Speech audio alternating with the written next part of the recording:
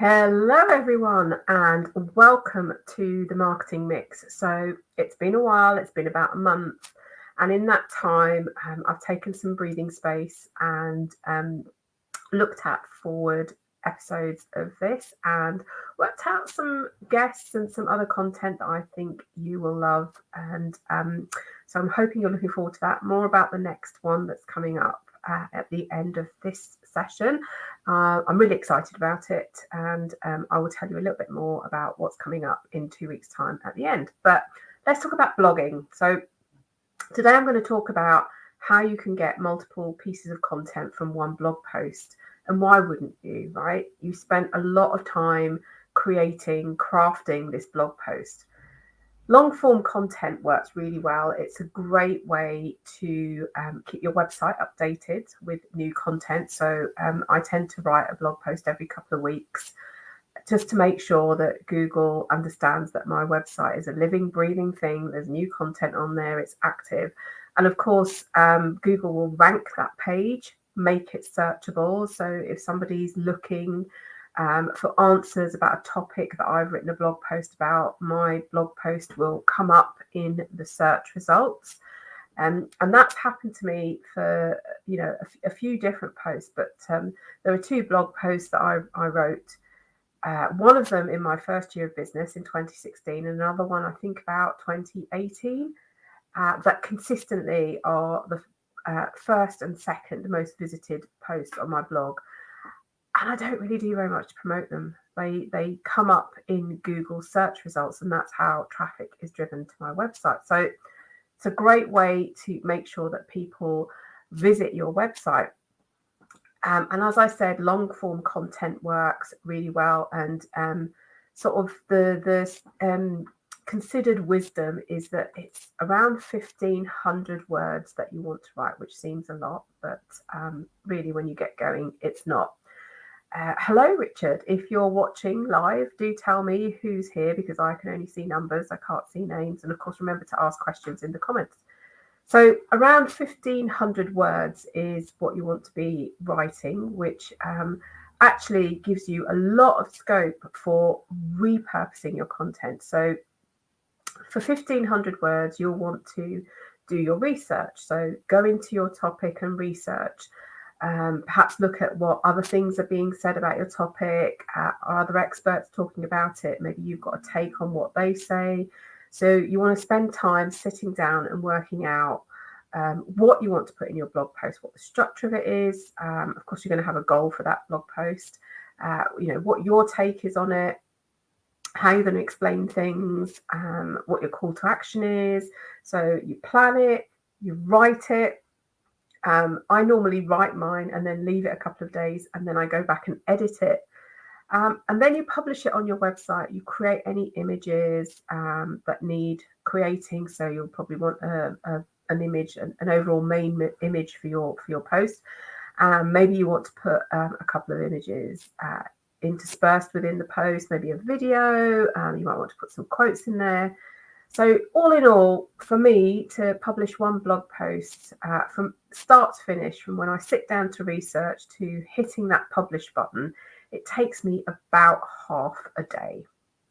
So I'll let that sink in. Half a day, which is a lot of time, right? You've not got that much time in your day. You've got other things to do for your business, and potentially you've got clients that you're doing work for. So that blog post has got to work hard for you. They're going to, they have to help you to create more content.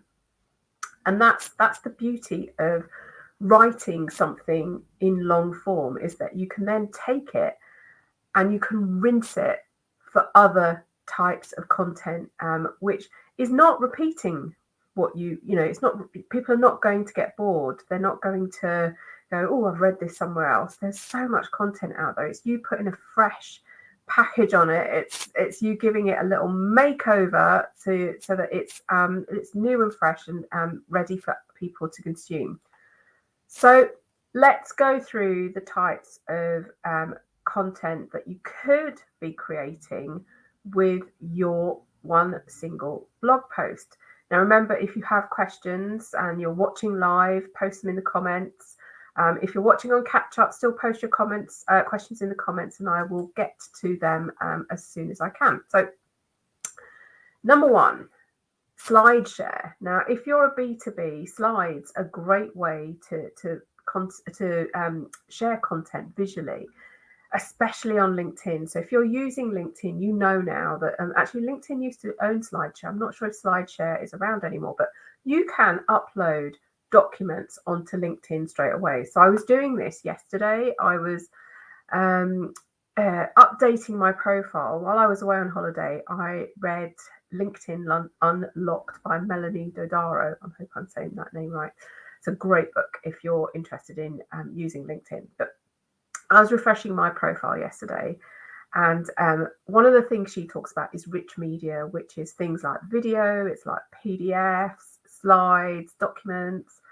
And a thing that I did was not a blog post, but yesterday on my profile, I took testimonials that I've been given by customers, and I turned them into a nice PDF and uploaded to my profile. Now, this is what you can do with your blog post, because you can upload documents onto LinkedIn. You can take a blog post that you've written previously, either just copy and paste it into a document, tidy it up, make it look nice, or you can take the main points and create a slide for each point with a little bit of text, some nice images, and upload that to LinkedIn as a PDF. Now, isn't that brilliant? So that's you taking the information that you put in your blog post that is, 1,500, 2,000 words, and maybe boiling it down to the main points, and it might be 6 slides. It can have a nice cover image. And don't forget the end slide with your call to action. What do you want people to do? And it may be that you call for people to go and read the full blog post on your website. So that's number one. Richard has just asked, would you ever recommend using PLR to save time? I don't know what PLR is, Richard. Tell us what PLR is. Oh, I'm going to come back to Richard. Tell me what PLR is, and I will tell you whether I recommend using it. That's going to be me thinking on my feet. So the next thing is an ebook. It's a great way to breathe life into your blog posts, especially ones that have had lots of readers in the past, and especially ones that are like you might have written separate blog posts, but they're all connected, and it could be a series. So then you work out how to turn that into an ebook that people might want to read, because let's face it, how often do you go to somebody's blog and go, oh, I'm going to read every blog post she's written on email marketing? I don't think many of my visitors do. They'll go maybe look at the first couple of blog posts. They'll look at the most recent one, the one that I'm promoting. They might fish around. If I put links in that blog post to other things that they can read, they'll fish around and click on those, but they won't read everything that I've written about email marketing. So taking your blog posts and turning them into an ebook means that you're putting that information into something that's valuable, that people can read in one go and consume, and it's something that's helpful to them. And it's something you can add your branding to. I know Canva have loads of templates that you can use, but for an ebook, if you're going to spend some time and make it look good, I would recommend using a graphic designer to turn it into something nice. And once you've got that ebook, you can either use it as a lead magnet on your website, or you could use it as something to sell. But you've taken that information and you turned it into something that people want to know about, because people are coming to your website to read those blog posts, but you've taken that information, turned it into something that they can consume in one go. Let's see if Richard has. It's private label rights material, like a ghostwriter. Oh, I see. Yes, so I've done that in the past, where I was for a period of time, where I was wanting to put out a blog post a week, and I was really struggling with time. I actually found a lady. I did a lot of research. I found a lady on I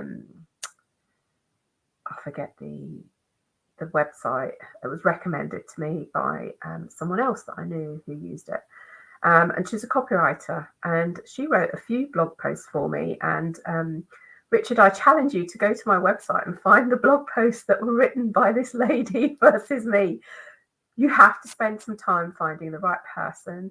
That person needs to be able to write in your style. So when I had an initial conversation with her and explained my writing style, she went and looked at pieces that I'd written already.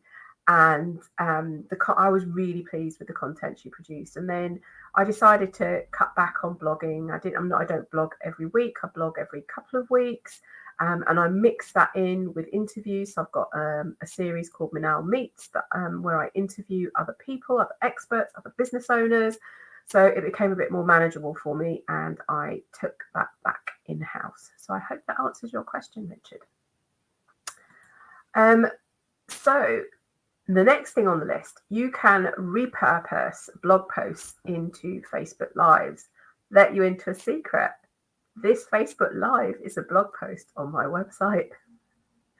So it's one I wrote a couple of years ago. And when I was looking through my Google Analytics, whilst I took a break from the marketing mix, I was planning what to do. I looked at my Google Analytics and looked at blog posts that were visited often. And this is one of them. So I thought, why not turn it into a marketing mix? Because I can add a little bit more value, take questions from people.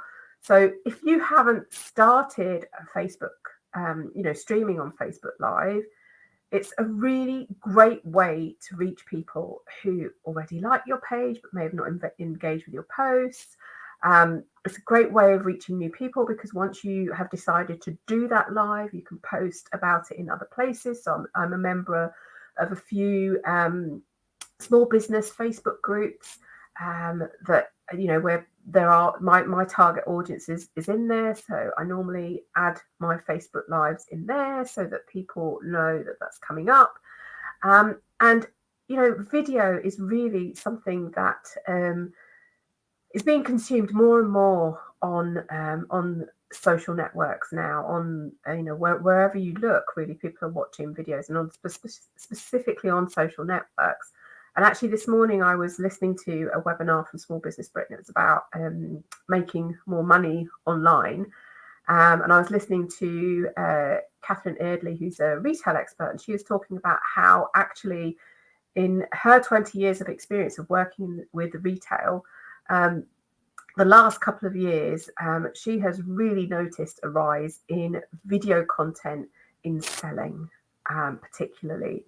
So, you can absolutely do this. If you're nervous about it, maybe have a practice run. You can do some, write yourself out a script, talk to read that out in front of a mirror. Get to the point where you're confident, so that you can take your old blog posts, the ones that people have visited loads, that people like that content, and you can turn those into a Facebook Live. And because you've written a blog post, you have a script of sorts. Your structure. You're going to go through that topic. And it's a really great way of taking something from a screen and adding something to it, because people see you, people see your personality, they get to engage with you directly. So think about think about using your blog posts for Facebook Lives, because that's exactly what I'm doing. And me, I don't mind lifting the curtain on the way I do things. One of the things that I do, and I've done it before, is to take blog posts and turn them into Facebook Lives. Another thing you can do is take your blog post and turn it into a webinar. Now, webinars are great to help you to connect with customers and potential customers. And just like the lives, they help you build your confidence with presenting. So how do you turn your blog posts into content you can share on a webinar? Well, remember we talked about turning your blog post into slides that you can share on LinkedIn. Well, you can take that as a basis for your webinar and flesh it out a bit, so you can write yourself notes, and you've already created the actual slides in something like Canva. So you can just take that and use that as your presentation. So you have a ready-made presentation for your webinar. Now you've got your content, you just focus on the promotion, right? So you create your landing page, make sure that you give yourself at least 3 weeks to help people register for your webinar. And also know that on average, only about a third of people who register for a webinar will turn up. I know, because we've all been trained into people recording webinars. So we register for them knowing that we'll get a recording afterwards. So, if your target is to speak to 30 people live on your webinar, you will have to get 90 people registered. But don't worry, because 60 of those will still get that recording and they will still watch it. And guess what? That webinar is really great content for you to post onto your YouTube channel if you have one. That's what I do. So I take my webinar, a couple of weeks after I've done it, I will post it onto my YouTube channel. So initially I upload it onto my channel and send it out to the people that registered for the webinar so that they have time to watch it, because let's face it, they committed to me, they registered for that webinar.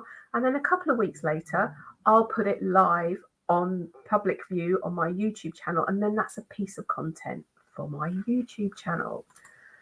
So don't forget to keep asking questions if you've got any. I'm just going to keep rattling on through these. I've only got a couple more to go. So let me know if you've got any questions about anything that I've said so far.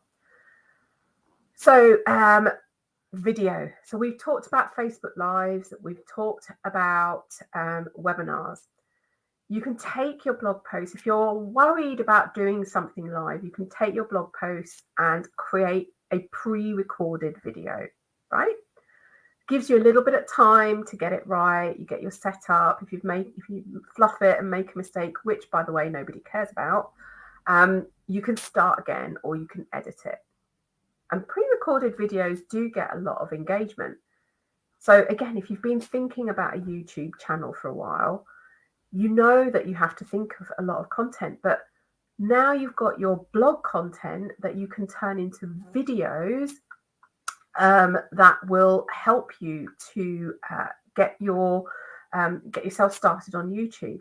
And if you're a bit nervous about being in front of a camera, there is a tool called Lumen 5, Lumen, number 5, that will do it for you. So every time, I haven't used it in a little while, but every time I publish a new blog post on my website, Lumen 5 drops me a little note, because it's connected to my website. It'll drop me a note in my email with a link to a video that it's already prepared that I can go in and just quickly edit.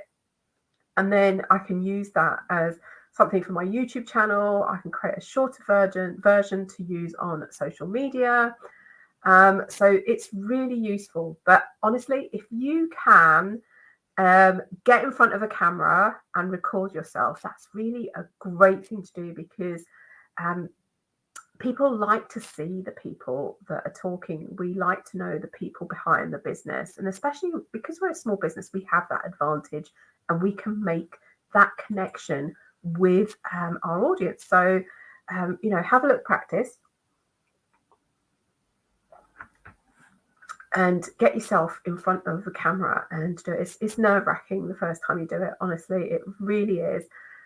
My first foray into Facebook Lives was when I went to an awards ceremony, and my live consisted of me talking, but the camera pointing at the room and saying hi to various people. And that's how I got myself doing it. And now I could prattle on for ages. So practice is the thing that takes those nerves away.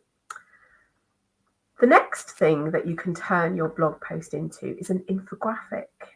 Now, I love infographics because they are a great way to share complex information simply. So think about blog posts that you've written where you shared a lot of information. You know, you might have lists, you might have lots of different sections that has turned into that 1,500 word blog post. But you can take that information and turn it into an infographic, which means that it's really easily digestible. And it's great to share on places like Pinterest, also on LinkedIn, because remember, you can turn that infographic into a PDF and upload that and share that in a post on LinkedIn. On Pinterest, you can pin it to a board. And it's just a great way for people to take in a lot of information in a very graphical way and a very easy to understand way. So before you start creating your infographic, take that blog post and plan out the content that you'd like to include in it. And remember, this is a piece of visual content, so you really want to cut down the text that you use and use images to help communicate what you're talking about. And again, Canva is a great tool for creating infographics. They have loads of templates to create your own infographics. And in fact, I'm working on something at the minute. I actually took an infographic template. And again, I've taken this from a blog post that I've written, which I'm turning into a lead magnet. And I took an infographic template and applied it to an A4 canvas.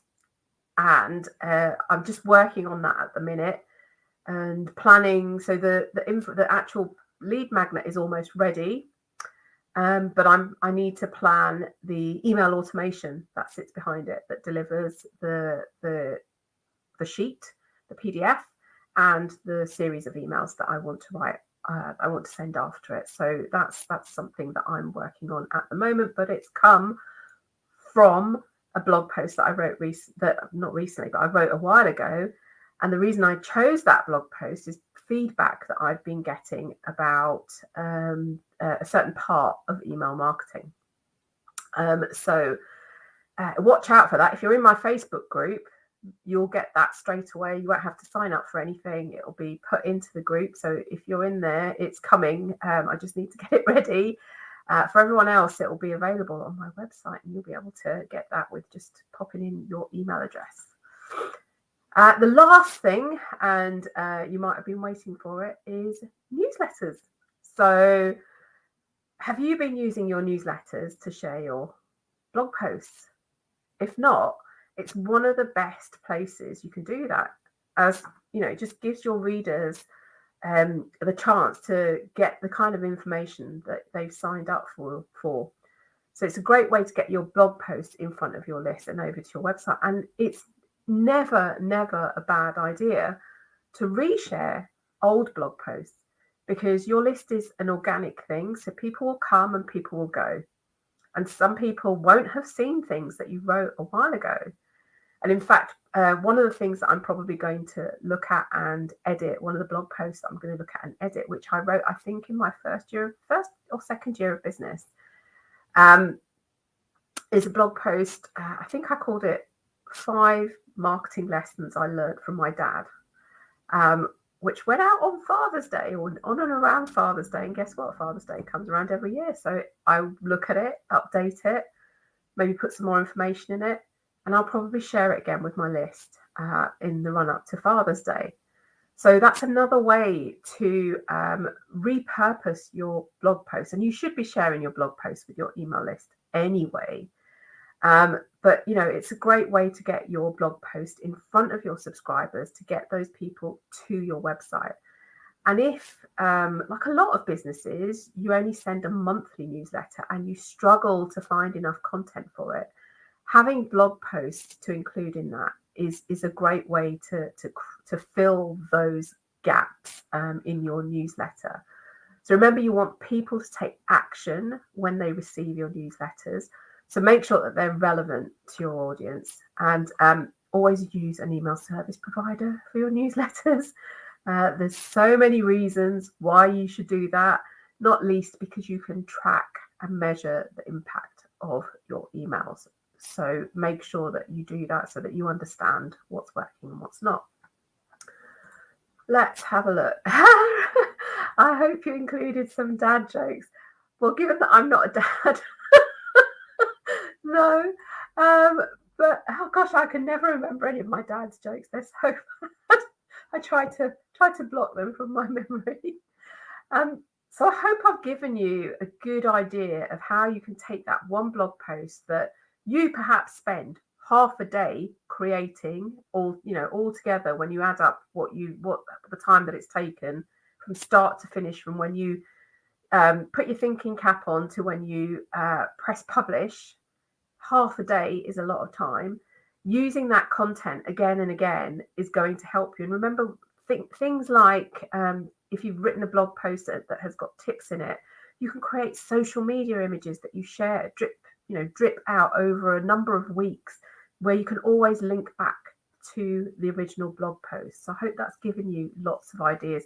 And you should be repurposing your blog posts. You shouldn't just write them and leave them on your website and not do anything else with them, because you've spent a lot of time putting those together, and they should generate other types of content for you, which then makes creating content for your business easier, because you're not thinking of what to create from scratch. You're taking something that already exists and working out how you can repurpose it into different things. How many times can you use that, and how many different ways can you share it?